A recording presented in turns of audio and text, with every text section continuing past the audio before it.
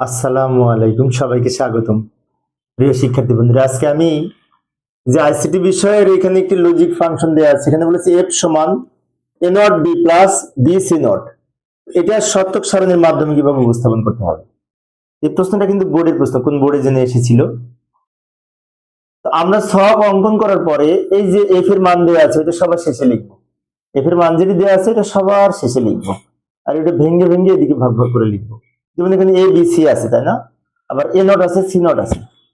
আমরা এখান থেকে লেখা শুরু করব, এ বি সি, এরপরে এ নট আছে, বাকিগুলো আমি লিখে দিলাম দ্রুত সময় সেভ করার জন্য। ভালো করে লক্ষ্য করে আমি একটু বুঝিয়ে দিচ্ছি।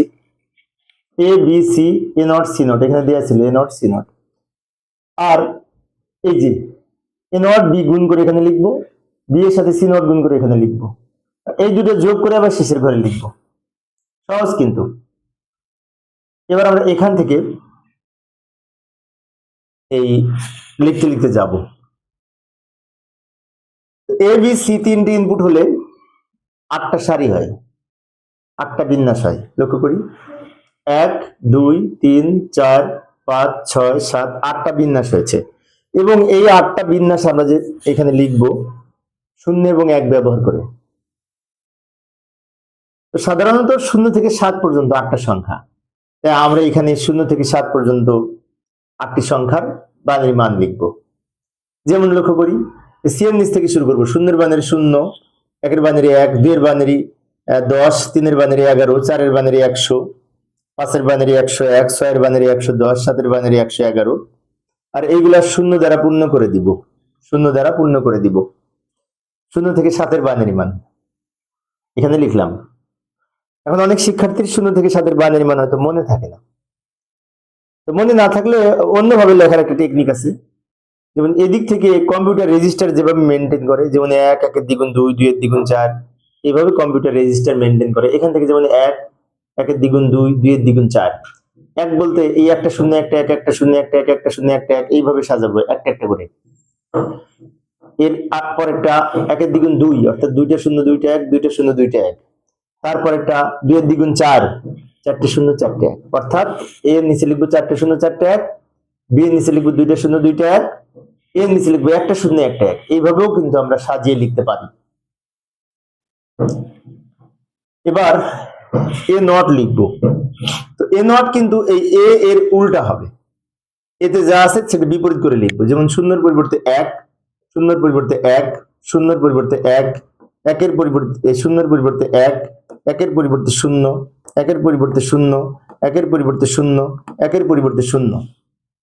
বা সি নট মানে কি, সি এর উল্টা হবে। 0 এর পরিবর্তে 1, 1 এর পরিবর্তে 0, 0 এর পরিবর্তে 1, 1 এর পরিবর্তে 0, 0 এর পরিবর্তে 1, 1 এর পরিবর্তে 0, 0 এর পরিবর্তে 1, 1 এর পরিবর্তে 0। এবার এ নট এর সাথে বি গুণ করব। এটা এ নট আর এটা বি, এই দুটো গুণ করে এখানে লিখব। 0 আর 1 গুণ করে 0, 0 আর 1 গুণ করে 0, 1 আর 1 গুণ করে 1, 1 আর 1 গুণ করে 1, 0 আর 0 গুণ করে 0, 0 আর 0 গুণ করে 0, 1 আর 0 গুণ করে 0, 1 আর 0 গুণ করে 0। এই দুটো 0 আমার ছবির উপর পড়ে গেছে, তাই না? যাক, বোঝা যাচ্ছে 0, সমস্যা নেই। এবার বি এর সাথে সি নট গুণ করবো। বি হচ্ছে এইটা, সি নট হচ্ছে এটা, এইখানে এইটা আর এটা গুণ হবে।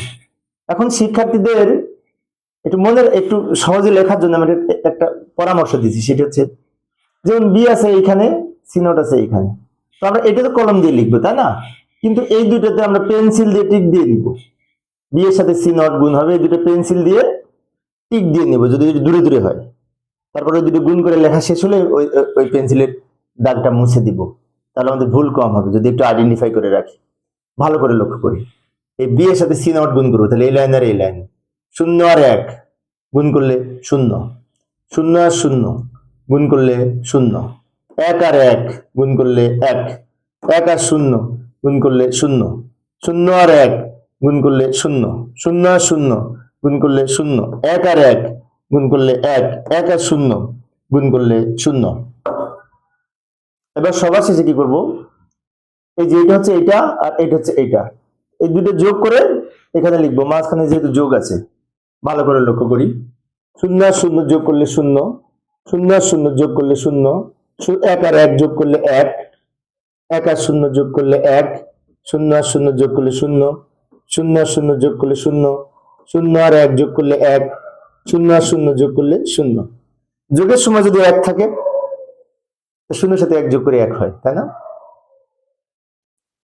প্রিয় শিক্ষার্থী বন্ধুরা, এই ছিল আজকের আলোচনা। আমি শিক্ষার্থীদের অনুরোধে একটা একটা করে প্রশ্নের সমাধান করার চেষ্টা করি, যাতে শিক্ষার্থীরা বোরিং ফিল না করে। পরের ক্লাসটি দেখার আমন্ত্রণ রইল। খোদা হাফেজ।